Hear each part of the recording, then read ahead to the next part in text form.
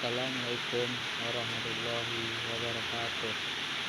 Perkenalkan, nama saya Raffi Halim, NPM 18 100 15 31 10 42. Baiklah, pada kesempatan kali ini saya akan menjelaskan mengenai kasus analisis biaya manfaat program pembangunan food estate dalam perspektif perencanaan wilayah studi kasus Provinsi Kalimantan Barat, di mana pada sektor pertanian di Indonesia sangat penting mengingat perannya dalam memenuhi kebutuhan pangan yang semakin meningkat seiring meningkatnya pertumbuhan penduduk.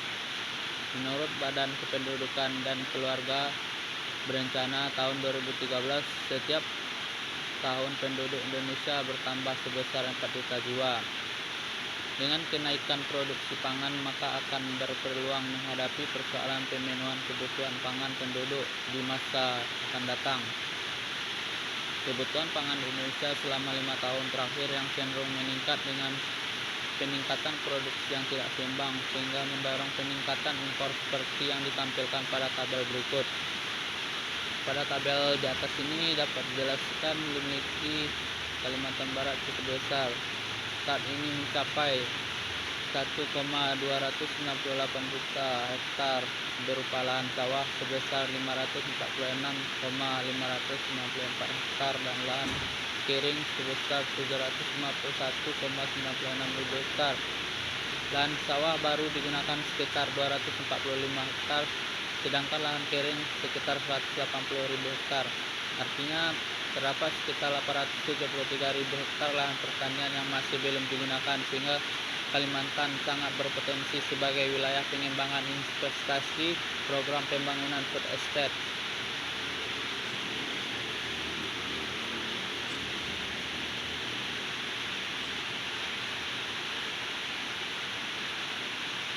Kemudian jenis dan sumber data. Data yang digunakan dalam penelitian ini merupakan data primer berupa informasi yang berkaitan dengan produksi, operasional, dan investasi, serta data-data lain yang menggambarkan biaya dan manfaat ekonomi bagi petani dan masyarakat yang diperoleh dari responden. Data sekunder meliputi tabel input output Provinsi Kalimantan tahun 2012, klasifikasi 27 sektor PDRB, tenaga kerja, dokumen food estate Kalimantan Barat, dan data pendukung lainnya. Data diperoleh dari Dinas Tanaman Pangan dan Hortikultura Kalimantan Barat, Dinas Tanaman Pangan dan Hortikultura Kabupaten Ketapang, BPS Provinsi Kalimantan Barat, BPS Kabupaten Ketapang, serta instansi terkait lainnya. Pengumpulan data terhadap key person menggunakan metode wawancara mendalam, sedangkan terhadap petani, pemilik lahan, dan masyarakat dilakukan wawancara dengan instrumen kuesioner. Kemudian terdapat analisis biaya dan manfaat. Analisis biaya manfaat dilakukan untuk mengetahui kelayakan ekonomi dari beradaan program food estate dengan kriteria utama yang terdapat pada tabel di bawah ini. Di sini dapat ditunjukkan bahwa net present value atau internal of return (IR) dan net benefit cost ratio atau net BCR. Jika nilai NPV 0, net BCR kecil dari 1 dan IR kecil dari I, maka proyek food estate dianggap layak. Kemudian sebagai pertimbangan lebih lanjut dinilai berdasarkan nilai payback period dan dilakukan analisis sensitivitas untuk melihat kepekaan proyek terhadap perubahan harga output maupun input.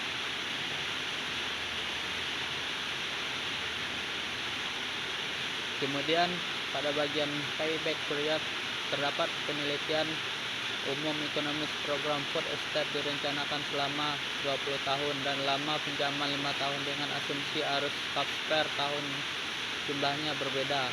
Maka rumus yang digunakan adalah sebagai berikut. Pada kriteria ini, proyek akan dilaksanakan apabila masa pengembalian investasi lebih cepat dari lama pinjaman. PBB kecil dari 5 tahun, artinya program estate tidak layak dilaksanakan. Di mana PBB lebih besar dari 5 tahun, artinya program food estate layak dilaksanakan. Kemudian analisis sensitivitas Analisis sensitivitas dilakukan untuk melihat kelayakan proyek bila terjadi perubahan pada penerimaan dan biaya. Menurut bahasan tahun 2005, variabel yang berubah ditentukan batasnya sehingga diketahui toleransi perubahan setiap variabel yang masih menghasilkan keputusan kelayakan pada proyek. Jika diketahui proyek itu layak, hal ini penting didasarkan pada proyeksi yang mengandung banyak ketidakpastian tentang apa yang akan terjadi di masa yang akan datang. Maka pada penelitian ini diasumsikan variabel-variabelnya berubah adalah harga output atau beras, biaya bibit, dan upah tenaga kerja.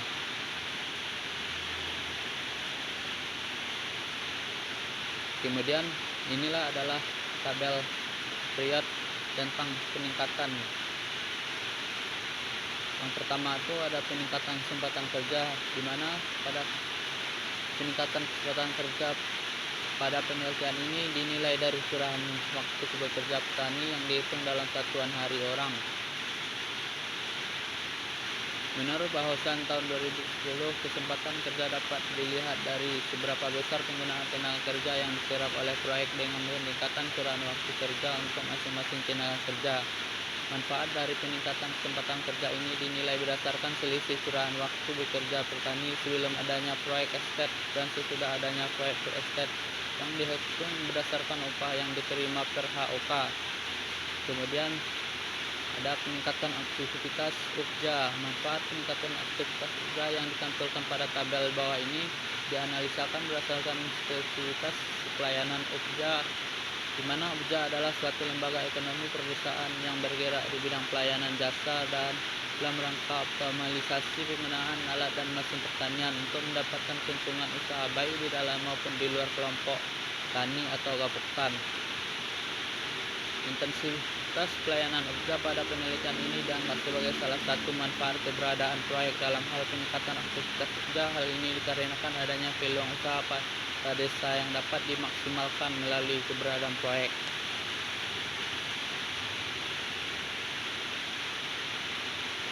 Kemudian pada tabel 8 menunjukkan perhitungan kelayakan spesifikasi diperoleh nilai B per C sebesar 1,26. Artinya setiap nilai sekarang dari pengeluaran sebesar Rp1 akan memberikan benefit atau manfaat sebesar Rp 126. Artinya di mana penanaman inspirasi program Food Estate memberikan keuntungan sebesar Rp150,56 miliar selama 20 tahun menurut nilai sekarang, sedangkan nilai IRR diperoleh sebesar 62%, lebih besar dari tingkat suku bunga yang berlaku. Artinya tingkat bunga dapat dibayar oleh kegiatan investasi ini untuk sumber daya yang digunakan. Berdasarkan hasil analisis secara keseluruhan, program Estate menunjukkan layak atau menguntungkan secara ekonomi. Artinya keberadaan proyek memberikan keuntungan bagi petani dan masyarakat di sekitar proyek, baik yang terlibat langsung maupun yang terlibat tidak langsung, di mana kelayakan suatu program atau proyek sangat mempengaruhi kelanjutan di masa yang akan datang. Timbangan khusus untuk tetap melanjutkannya hanya melalui pengamatan lapangan menemukan beberapa permasalahan dalam proyek, yaitu terjadinya gangguan dari alam dan ketidakpastian harga gabah serta sistem pembagian hasil yang kurang dan tidak kepastian harga gabah serta sistem pembagian hasil yang kurang menguntungkan bagi pemilik modal.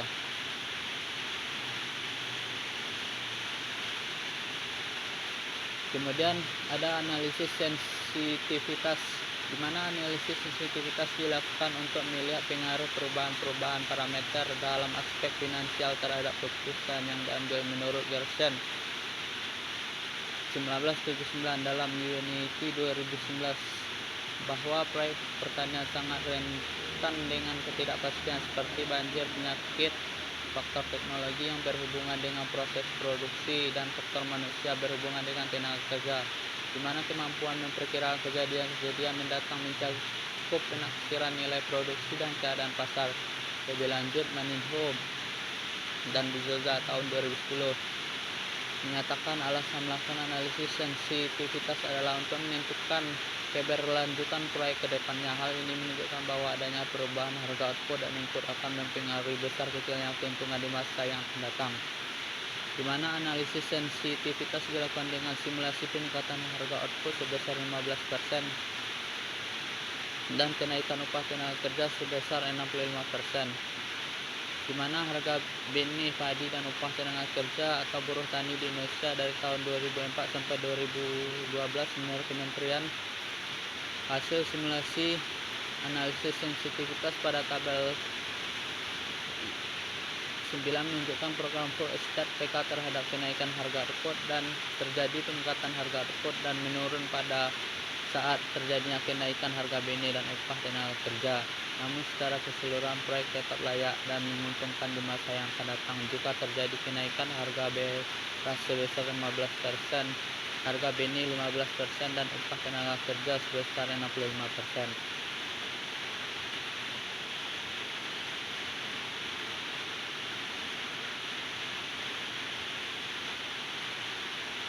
Kemudian ada simpulan dari cakupan materi yang telah saya sampaikan, di mana investasi food estate menurut kriteria MPV, BCR, dan IPR dan payback period menunjukkan proyek layak secara ekonomi dan mampu meningkatkan kesempatan kerja bagi masyarakat lokal.